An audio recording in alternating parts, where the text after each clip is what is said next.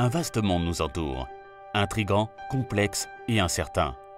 Confrontant l'homme à ses choix, grâce à son instinct, il a su relever les défis de son temps. Un nouveau monde vous attend. Faites-en partie avec Active Trades.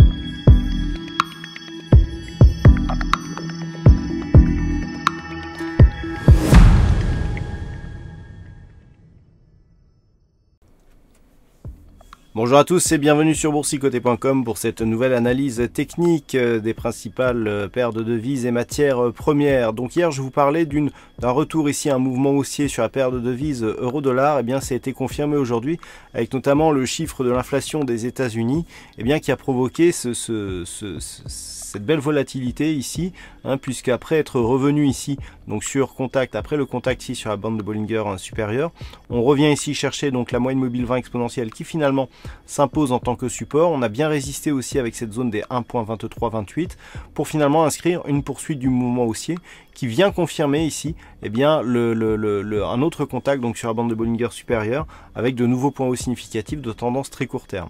Donc là clairement l'objectif se situe sur la zone des 1.2522, ce qui confirme le retournement de la tendance par rapport ici à cette précédente tendance baissière, avec donc d'un point de vue un peu plus moyen terme, un possible retour sur cette zone qui en cas de cassure validerait la poursuite du mouvement donc de la tendance de fond qui reste orientée à la hausse.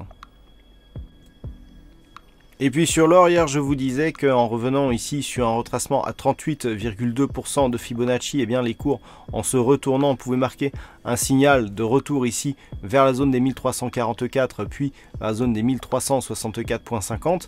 Je pensais pas qu'on irait aussi vite, donc après ce retournement ici où on est venu chercher ici donc la bande de Bollinger supérieure, on est revenu sur la moyenne mobile et puis on a inscrit ce début de mouvement.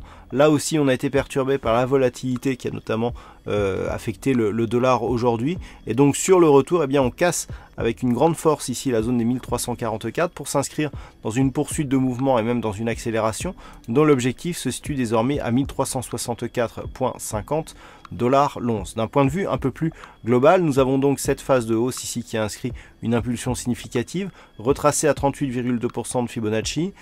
Si on revient ici sur cette zone des 1365, une cassure validerait donc la poursuite de ce mouvement après une petite phase de consolidation, ce qui inscrirait ici cette hausse dans une perspective plus pérenne. Donc il faut pour cela que la zone des 1344 en cas de retour ici sur celle-ci s'impose comme zone de support, mais là clairement l'objectif se situe à la hausse.